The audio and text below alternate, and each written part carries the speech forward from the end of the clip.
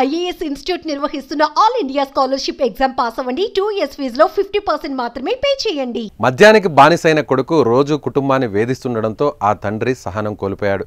అల్లారు ముద్దుగా పెంచుకున్న కన్న కొడుకును సొంత తండ్రే హతమార్చాడు. నిద్రపోతున్న కొడుకును రోకలి బండతో కొట్టి చంపాడు. ఈ ఘటన కడప జిల్లా దువ్వూరు మండల కేంద్రంలో చోటు చేసుకుంది.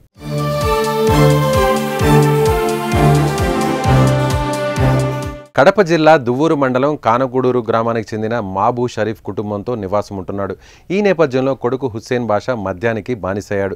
చెడు వ్యసనాలకు అలవాటు పడిన హుస్సేన్ రోజు మద్యం తాగి వచ్చి కుటుంబ సభ్యులను వేధించేవాడు.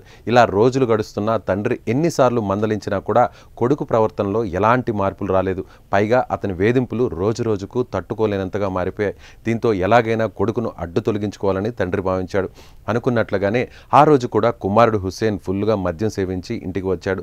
అలా ఇంటికి వచ్చిన అతను కుటుంబ సభ్యులతో వాగ్వివాదానికి దిగి కొద్దిసేపటి తర్వాత నిద్రలోకి జారుకున్నాడు. ఇక అదే అదునుగా భావించిన తండ్రి పక్కనే ఉన్న రోకలి బండతో హుస్సేన్ తలపై బలంగా కొట్టాడు.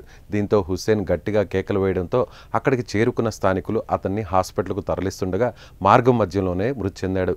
ఇంకా సమాచారంతో ఘటనా స్థలానికి చేరుకున్న పోలీసులు కేసు నమోదు చేసి దర్యాప్తు చేస్తున్నారు. చనిపోవడానికి కారణం హుస్సేన్ బాషా తండ్రి ఎవరైతే ఉన్నారో మహబూబ్ షరీఫ్ అని వాళ్ళ తండ్రి గారు ఉండడం జరిగింది.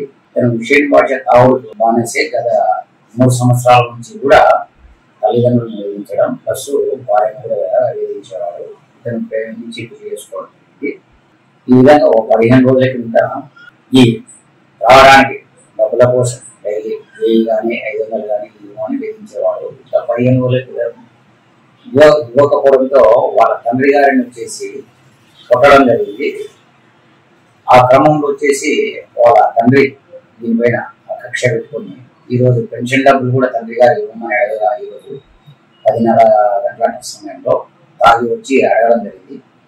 ఇవ్వకపోతే తమ్ముదాన్ని బెదిరించడం జరిగింది. దాంతో రోకల బడి తీసుకొని వాళ్ళ ఇంట్లో రోకల బడి తీసుకొని వాళ్ళ కొడుకుని కొట్టడం, తల మీద కొట్టడం జరిగింది. తల మీద కొట్టగా వాళ్ళ భార్య రావడం జరిగింది. సివియర్ ఇంజరీస్ తోటి హాస్పిటల్ తరలించడం జరిగింది. అక్కడ హాస్పిటల్లో డాక్టర్లు పరిశీలించి చనిపోయినాడని తెలిపారు.